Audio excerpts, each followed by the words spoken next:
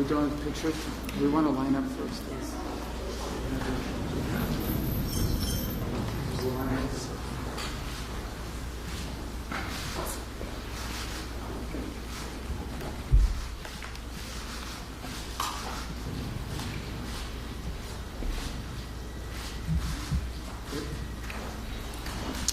Welcome. Well, thank you all for joining us here today. I'm reminded by my colleagues from India, Australia, and Japan that within an hour of becoming the Secretary of State of the United States, this was my first meeting. So we like to do these every 6 months, right? Every 5 months. But we're honored to host them here today in this very important partnership that has developed over the years and that I think has really taken wing in the last few months, and we want to continue to build on. These are very important countries. These are very important strategic partners and allies of the United States, and together we have a lot of shared priorities, a lot of things we care about in the world. I think there are many global problems, but also problems that we face in our respective countries that can be solved by us cooperating together. One of the challenges upon coming, although this is a great partnership and a great forum in which to discuss these issues, one of the challenges has been something new like this, is turning meetings and gatherings where we talk about ideas and concepts into a vehicle for action, into a vehicle for actually being able to take concrete actions. And that's the next step in this great partnership, is to actually begin to see concrete actions and steps being taken in conjunction with one another, in coordination with one another, in partnership with one another for the benefit of our respective countries and ultimately of many other countries in the world. There are many countries that are going to benefit from this partnership even though they're not members of it. And it's not simply a security matter. It's largely, in many cases, about economic development. In fact, later today we'll be hosting here in this building a number of companies. I think over 30 or 40 companies was the last count.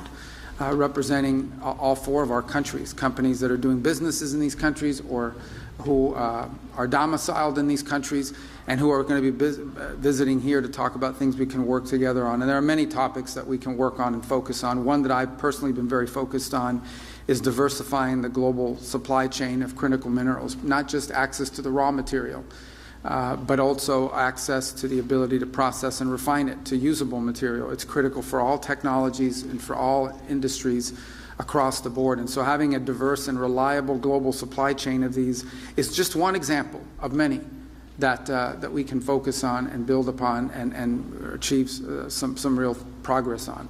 So that's the hope for this partnership. That's why it's so important to host it here today. And in addition to the bilateral relationships we have with each of the three partner nations that are here, it's also important within this forum to turn it into one where we begin to focus on specific issues that we want to work together on and begin to deliver action on those issues. And today's the next step in that process. It's an honor to host them. And now I'm going to ask who's become a friend. I've seen him a number of times now in just 6 months on the job, and I was just telling how much he travels. I follow the news, and every time I see he's somewhere else in the world, so he's been very busy. But my colleague from India, who will be followed by my colleague from Australia, and then of course Japan, who I've also seen quite a number of times. In fact, I've seen you more than my own children, and because he's at some of the same forums that we've been on, and it's been an important partnership as well. So I'm grateful to all of you for being here today. Welcome to the State Department. Welcome to Washington. And I look forward to visiting you in your respective countries as well, and for the progress that we're making together in this very, very important partnership and forum that we've created. So thank you. Thank you. Well, thank you.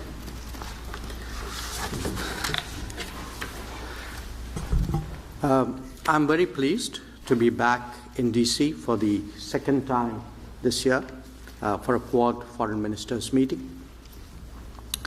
And let me begin by saying that we're all committed to ensure a free and open Indo-Pacific. To that end, our endeavors are devoted to promoting a rules-based international order. It is essential that nations of the Indo-Pacific have the freedom of choice, so essential to make right decisions on development and security.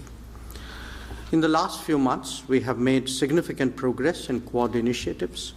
They include the maritime domain, logistics, education, and political coordination. We will be discussing that in greater detail. The working of the Quad has also been made more efficient through streamlining the working groups. A more cohesive nimble, and focused Quad will certainly help deliver better. Quad is about deepening our convergence and expanding our common ground. I value our consultations on different dimensions of the Indo-Pacific in that regard. A lot is happening in the world, and I'm sure that our exchange of views will be very valuable for all of us. A word about terrorism in the light of our recent experience. The world must display zero tolerance. Victims and perpetrators must never be equated, and India has every right to defend its people against terrorism, and we will exercise that right. We expect our Quad partners to understand and appreciate that. India plans to host the next Quad summit.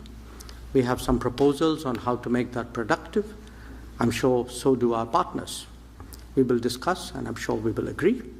Once again, I thank Secretary Rubio for hosting us today, and I look forward to our discussions. Thank you.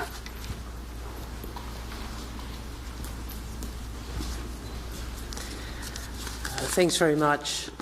It's really wonderful to be back here in Washington. It was such an honour to be asked, be invited to attend the inauguration of President Trump in January and to attend it with my colleagues from India and Japan. And Secretary Rubio, it was indeed your first few hours of being the Secretary of State. It was such an honour to meet with you, and I look forward.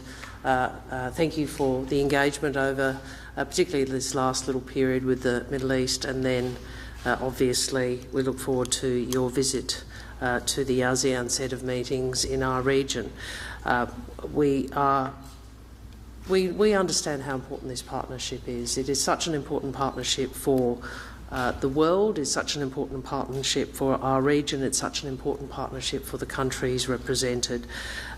The importance of our partnership is highlighted by the urgency of the strategic challenges that we all face. In his testimony to his confirmation hearings, the Secretary spoke about the future of the 21st century being made in this region, being shaped in this region, and Australia agrees. This is a very important Quad meeting, as always, and unfortunately we meet against the backdrop of conflict and of escalating competition. So it has never been more important for us to harness our collective strength for peace, for stability, for prosperity in the Indo-Pacific and for all our peoples. These four countries represent nearly a quarter of the world's population and over a third of global GDP. We are independent, sovereign nations. We bring our own perspectives, our own interests, and we also know this, that we are stronger when we work together. Whether it's when we respond to emergencies, as we did, when we together mobilise quickly to support communities affected by the deadly earthquakes in Myanmar, or cooperating on issues which are critical to the region's security and prosperity, such as technology, supply chains and maritime security. Practical cooperation, which is all designed to make all of us safer in a region which continues to change. I'm very grateful to be hosted again by the Secretary for this, our second Quad meeting in 6 months, and I look forward to the discussion today. Thank you.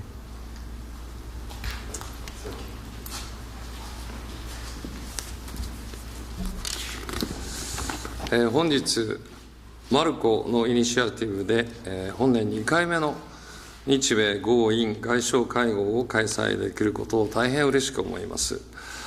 マルコが国務省に初登庁して数時間後に開催された本年1月の外相会合開催は、国際社会に対して前向きで力強いメッセージとなりました。Today, I'm pleased to convene the second Quad Foreign Ministers meeting of this year, thanks to Marco's initiative.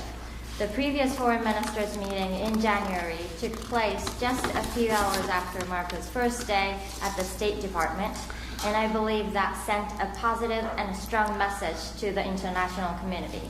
それから半年のタイミングで再度日米豪印の外相がワシントン DC に集うことができたのはクアッドの結束の強さと重要性を示すものであります。The fact that the 4 foreign ministers are once again gathering here in Washington, D.C. only 6 months later demonstrates the strength of a unity and the importance of the Quad.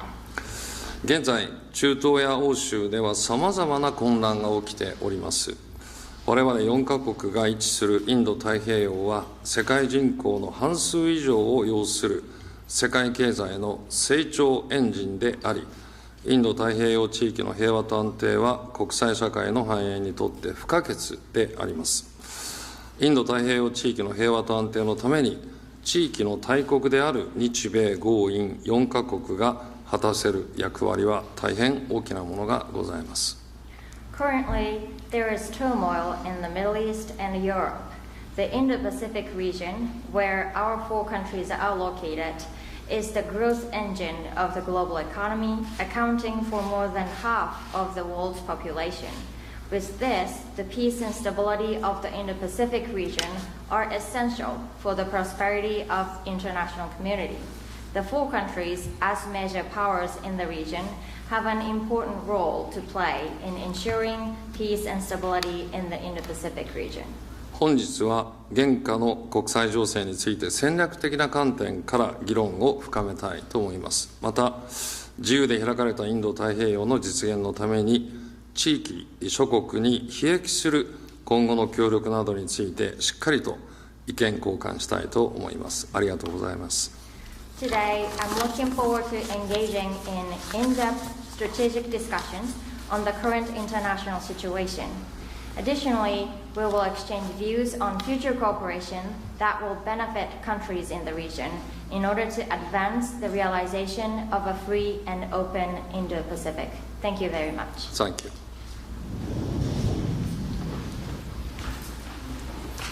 This